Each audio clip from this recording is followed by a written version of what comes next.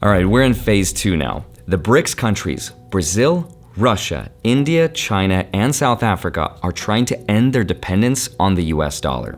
And just a couple of weeks ago, China sold a record amount of US debt. They sold roughly $50 billion worth of US bonds, and the progress toward de-dollarization is now continuing. So in today's video, I want to help explain one of the most interesting things that's happening in the world today, why it's happening, and how this will affect us. And not just us, but our children and our children's children. So with that said, let's get into it. Hi, my name is Andrei Jikh. Hope you're doing well, come for the finance, and stay for one of the most boring topics of all time, macroeconomics. So to spice things up, cue the storytelling and initiate the dramatic music. So when most people think about investing, they mostly think about the stock market. And when people think about the stock market, they mostly think about individual people buying individual stocks. But that's just one of the characters of this universe. When you zoom out, you'll notice that it's a multiverse made up of a lot of different assets. And one of the biggest assets in the world is the bond market. And when you zoom out far enough, you'll notice it's not just people buying up these assets, it's also entire countries. Now, at the center of this multiverse of characters is the US bond market, because it's seen as one of the most stable and safest investments anyone can ever make.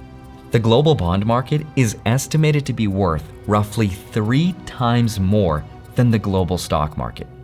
Part of the reason why this is because stocks represent ownership in something, and bonds represent the debt. What's crazy is we will always have more debt than ownership of stuff, and this will be true for infinity. Think about it like this. If all the world ever had was this much money, as long as the concept of borrowing money in exchange for paying interest is a concept that exists, where would someone go to pay for the interest on a loan if this is all the money that exists? It would be impossible. We'd have to create more debt to pay for the debt that we've created. And that's ironically why this piece of fabric doesn't represent ownership of stuff. It represents an instrument of debt. Now, the US has a debt level of over 34.7 trillion. Countries sell this debt, aka bonds, and then people in foreign countries invest in them.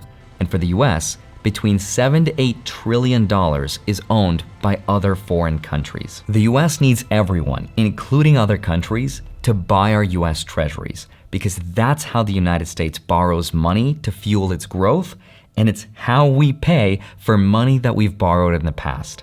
And in exchange, we pay those other countries an interest rate or yield, kind of like a dividend.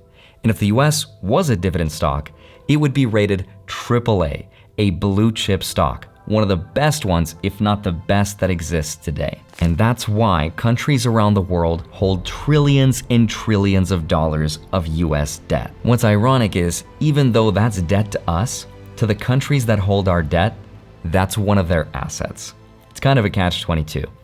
Either way, all of that is slowly changing. And China's pulled back as a buyer, Japan has pulled back as a buyer. China and Japan have not over many, many years been huge buyers. So here's how this affects the US economy. One of the biggest buyers of US debt is China. In fact, they are still, by today's measure, the second biggest holder of US Treasury bonds. But in the first quarter of 2024, China sold about $50 billion worth of US Treasuries, bringing their holdings down from $816 billion in December 2023 to $767 billion in March 2024. Keep in mind, that's in just 3 months. And this isn't something new. It's been happening for a while now. And you can see that the Chinese reserves of US Treasury bonds have been declining over the past decade, to the point that they're at a 14-year low right now. Now, there's a couple reasons behind why all of this is happening, but one of the biggest reasons is because of tensions between the US and China, and these problems go all the way back to 1949. That's when the People's Republic of China was first founded. Things started to improve in the 1970s when Nixon first visited China. On behalf of the government of the People's Republic of China, has extended an invitation to President Nixon to visit China. His visit shocked the world. It was so unexpected. The Washington Post wrote, if Mr. Nixon had revealed he was going to the moon, he could not have flabbergasted his world audience more. And by 1979, we had official diplomatic ties. Fast forward to the 80s and the 90s, we saw a booming economic cooperation despite things like the Tiananmen Square. But then in the 2000s, things started to escalate when China asked for what any country wants: more say in world events. This has been long in the making. You've heard many speeches by me and talks by me and interviews where I talk about unfair trade practices. But we have one particular problem, and that's China. The 2010s turned into a trade war under former President Donald Trump, and tensions are still high today under President Joe Biden. The US-China trade war has reignited. US President Joe Biden has slapped new tariffs on Chinese electric vehicles, and we're not talking about a 10 or 20% tariff here. Biden has slapped 100% tariff on Chinese EVs, 100%. We still have problems with trust over things like technology and censorship and human rights, and Taiwan in the center of the spotlight. And fast forward to 2024, and there's still huge economic rivalry between these countries. That's why we're seeing in the news that countries are redefining what it means to work together so they could challenge their dependence on the US dollar and potentially put an end to it. And that's why some people refer to this chart, which shows the dollar's share of global reserve currencies, because it's been on a slow decline ever since the US got off the gold standard. I have directed Secretary Connally to suspend temporarily the convertibility of the dollar into gold or other reserve assets, except in amounts and conditions determined to be in the interest of monetary stability and in the best interest of the United States. So that's the problem. And now let me show you the very real-world consequence for ourselves, our children, and our children's children, and what it means if hypothetically countries around the world, including China, all started to dump their US Treasury bonds. Number one, selling bonds at a global level would mean bond prices would go down. And when bond prices go down, interest rates typically go up. And when interest rates go up, not only does it put a strain on the banking system, but it makes it more expensive to borrow money, which means anything that you need to get a loan, the monthly payments go way up. That includes higher mortgages and rents, more expensive auto loans, higher student loans, and higher interest rates on credit cards. Number two, higher interest rates also affect the federal budget and the national deficit, which directly impacts social programs that people rely on day to day. That could also lead to higher taxes to make up for the higher interest payments. Problem three, the value of the dollar itself would be affected because it would undermine the perception that it's a good world reserve currency. If people don't want to buy our debt, the dollar would become worth less. And that makes imports more expensive, and that also means whenever you travel for vacation overseas, that becomes more expensive too. Problem four, IRAs and 401ks could go down in value because this event would shock the entire stock market. It would make for a pretty bad time to retire, because since nothing like that has ever happened in the past, the stock market would have nothing to compare it with, which means the stock market would become a roller coaster, aka extremely volatile. Problem five would be inflation, because a weaker dollar would mean it's more expensive to get products overseas. That might make people panic and buy more stuff today, which would lead the Federal Reserve to increase interest rates even more to slow inflation down. And problem number six, it could create a global recession, which is very scary.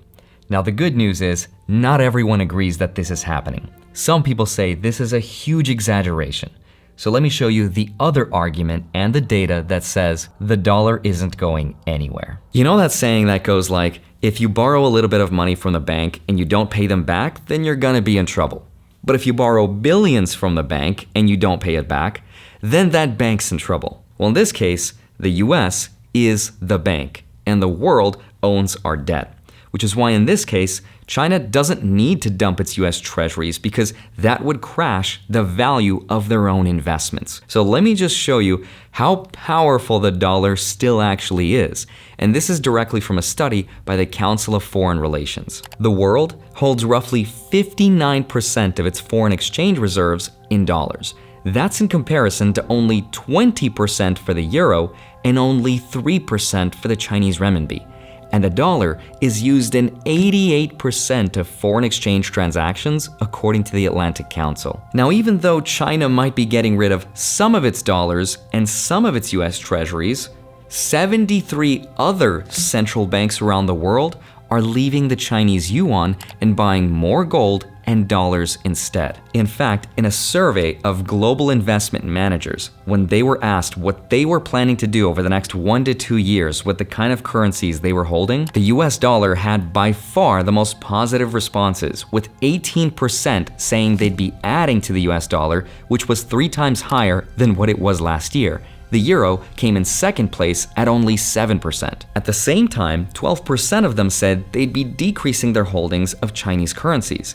That's also why, when you look at the strength of the US dollar, as measured by something called the DXY or Dixie Index, the dollar has been on a relatively strong trend upwards over the last few years. And part of the reason why is interest rates are high right now, and that's attractive to foreign capital, which is why other countries buy our debt. Now, with that comes a different problem. Like, could we lower interest rates? Or are we just too busy getting other people to buy our debt right now? That's a separate video, but the point is, maybe the dollar isn't going anywhere. Now, up to this point in the video, I've shown you objective numbers, facts backed by studies and data, but none of this was my opinion. So if you made it this far into the video, here's what I think. I think the world has been moving away from the dollar extremely slowly, and this has been true for decades. Where I think the world disagrees is how fast it's moving away from it and what the consequences actually are. I don't know for sure, but this could be just a cycle. There were moments, for example, when the dollar was stronger as a result of higher interest rates, like it is right now. And there were also moments when it was weaker, like when we got off the gold standard. So it could just be a time thing. Now, as far as how bad things could get, some economists actually say that less dollar dominance on a global level is actually a good thing because it makes the US more competitive when we sell products overseas, and that makes the stock market actually go up. So there are real economic advantages. But most economists do agree that the US needs to hold the world reserve currency status to get the most benefit. The reality is, nothing comes even close to the US dollar by the numbers. But where I think it's bad is when the US weaponizes the dollar against other countries by imposing sanctions because it makes other countries just want to get off the dollar even faster. And when the world becomes uncertain, it buys gold, it buys Bitcoin, and it holds US dollars and treasury bonds. So maybe in my lifetime, I'll see the dollar become less dominant on a global level. But will I see the dollar become replaced by another currency? I don't think so. At least not in my lifetime, but if something does challenge the dollar, it might be the euro. But I don't think it's going to be the yuan or the joint BRICS currency because I don't think those countries fully trust each other either. Even China, with its huge economy, has its own problems that makes other countries not want to adopt the yuan yet. So whatever change is happening extremely slowly. So I'm just crossing my fingers that our leadership doesn't mess this up, but I do think it's really important to pay attention to. So good job for making it this far into a very boring macroeconomics video. I'd love to hear your thoughts about this because it's so complicated and sometimes I get so confused, but I have a lot of fun trying to decode this stuff. So if you have any thoughts, let me know. And as always, I hope you have a wonderful rest of your day. Smash the like button, subscribe if you haven't already. Don't forget to grab your free stocks, links are down below, and then go track them automatically with the spreadsheet link down below in my Patreon. Thank you so much for watching this video. I'd love to see you back here on Monday and Friday, sometimes a Wednesday. I'll see you soon. Bye-bye.